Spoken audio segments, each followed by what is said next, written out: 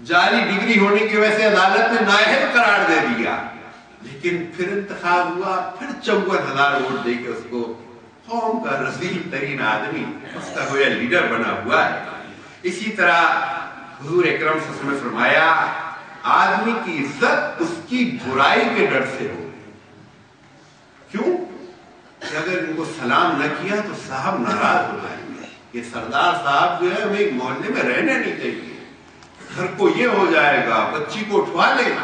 यानी लोगों के डर की वजह से उनकी इज्जत है। ये जो आज, पहले तो ये गांव देहातों में ये था, आज तो कराची जैसे शहर में भी यही होने लगा है कि लोग खौफ की वजह से इताअत कर रहे हैं, वोट डाल रहे हैं, खाले दे देते हैं कि हमारे साथ कोई बुराई ना हो जाए।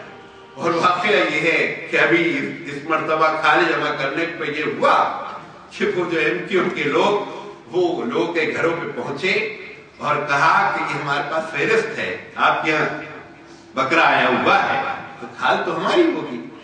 लोगों ने कहा नहीं, ये खाल तो हमारी नहीं होगी। उन्होंने कहा अच्छा भाई नोट कर ली, ये खाल हमें नहीं दे रहे हैं, जरा घर का जायजा ले लें। बस काफी था।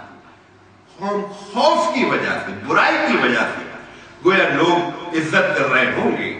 इसी तरह हुजूर अकरम सल्लल्लाहु अलैहि वसल्लम ने फरमाया कि आलाते मौसीकी को इख्तियार किया जाएगा, और आलाते मौसीकी की आज जो कैफियत है वो सब हमारे सामने है। इसी तरह हुजूर अकरम सल्लल्लाहु अलैहि वसल्लम ने फरमाया कि एक वक्त आएगा, और ये भी वो हदीस है जो इसमें 14 बातों का तज़किरा है। कई बातें इसमें मुश्तरक हैं जिसमें जो पिछली हदीस में भी आई है। गोया सरकारी माल माले गनीमत बना लिया जाएगा, अमानत को माले गनीमत समझा जाएगा।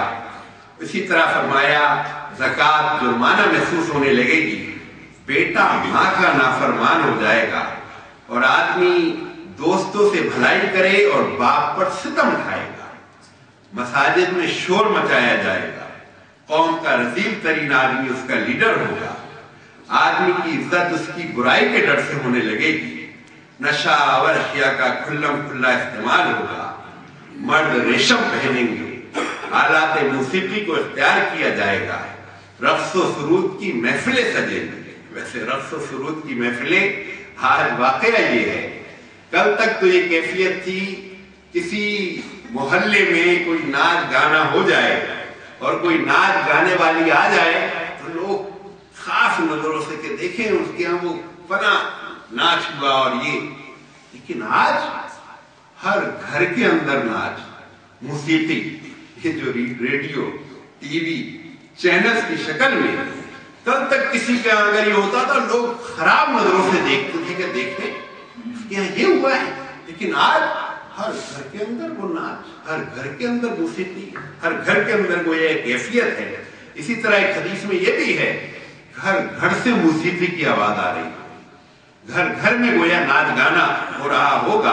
क्या शक्ल उसकी होगी? ये शक्ल जो आज नजर आ रही है। इसी तरह हुजूर अकरम सल्लल्लाहु अलैहि वसल्लम ने फरमाया कि मुझे तुम्हारे बारे में 6 चीजों का खतरा है, और फिर फरमाया बेवकूफों को तुम अमीर बनाओगे, जिम्मेदार बनाओगे। और आज देखना है हमारे कैसे अक्लमंद लोग हैं।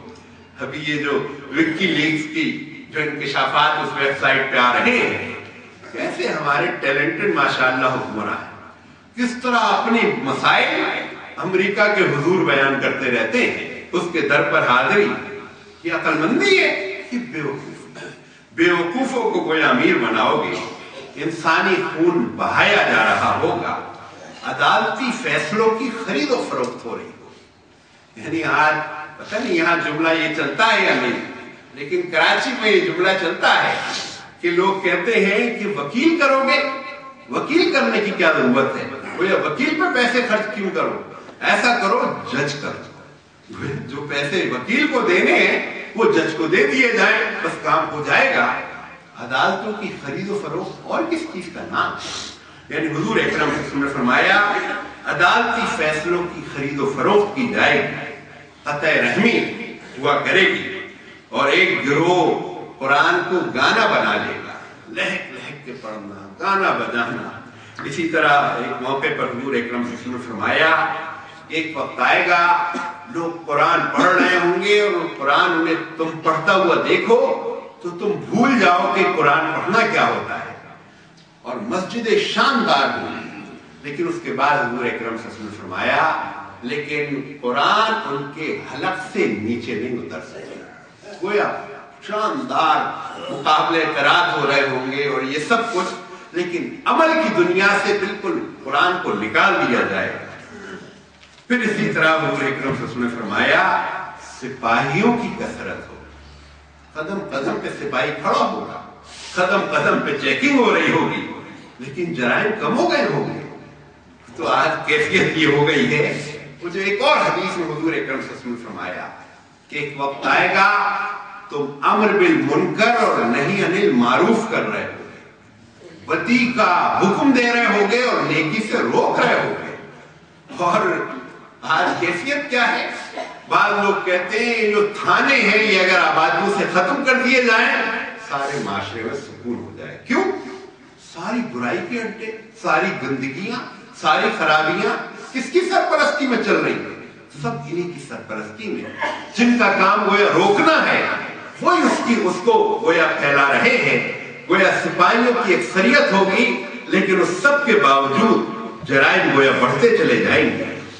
اسی طرح حضور اکرم صلی اللہ علیہ وسلم نے فرمایا کہ لوگوں پر ایسے دھوکے باز سال آنے والے جس میں جھوٹے شخص کی تصدیق کی جائے گی اور سچے شخص کی تکذیب کی جائے گی اور امانت دار کو خیانت دار قرار دیا جائے گا اور کم عقل آدمی اہم معاملات کو سنوار رہا ہوگا اور اس پر بات کر رہا ہوگا.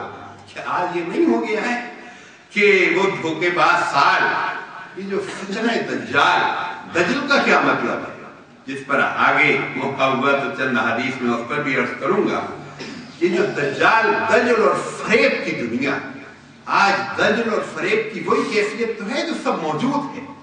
آج خیانت کار لوگ امانت دار شمار ہو رہے ہیں اور جھوٹے کیسے کیسے وعدے، کیسی کیسی تقریریں ٹی وی پہ آ کر اعلان کر رہے ہیں کہ میں فلاں وقت میں وردی اتار دوں گا، لیکن وہ وعدہ ہی کیا جو وفا ہو گیا اور وہ قرضہ ہی کیا جو ادا ہو گیا. اس کیفیت میں آج ساری یہ جو ماحول اور معاشرہ اور جتنے ذمہ دار ہیں، اسی طرح امانت دار کو خیانت دار، یعنی جماعت اسلامی والے، یہ ان پر اس طرح اعتماد لوگ نہیں کرتے. کہتے ہیں اچھا کام یہ سب، لیکن کہ آگے بس مجھے کہ ووٹ نہیں دیا جائے گا، اعتماد کو اس طرح اظہار نہیں کیا جائے گا. اسی طرح حضور اکرم صلی اللہ علیہ وسلم نے فرمایا جب امانت ضائع کی جانے لگے تو قیامت کا انتظار کرو. اور سب سے بڑھ کے امانت کیا ہے؟ یہ جو حکومتی وسائل، یہ سب سے بڑھ کے امانت ہے. اور یہ جس طرح ضائع ہو رہی ہے یہ سب ہمارے سامنے ہے. دریافت کیا گیا امانت کیسے ضائع ہوگی؟ جواب دیا گیا کہ کسی نااہل کو ذمہ داری اگر سونپ دی جائے اس طرح کوئی امانت ضائع ہوگی. اسی طرح حضور اکرم صلی اللہ علیہ وسلم نے اپنی امت کے ساتھ محبت اور تعلق کا اظہار اس طرح کیا کہ حضرت ابن عباس سے روایت ہے کہ حضور صلی اللہ علیہ وسلم نے حجۃ الوداع کے موقع پر کعبۃ اللہ کے دروازوں کے حلقوں کو پکڑ کر لوگوں سے خطاب کیا. آپ نے فرمایا اے لوگوں، صحابہ نے عرض کیا لبیک یا رسول اللہ، فدا کا ابی و امی.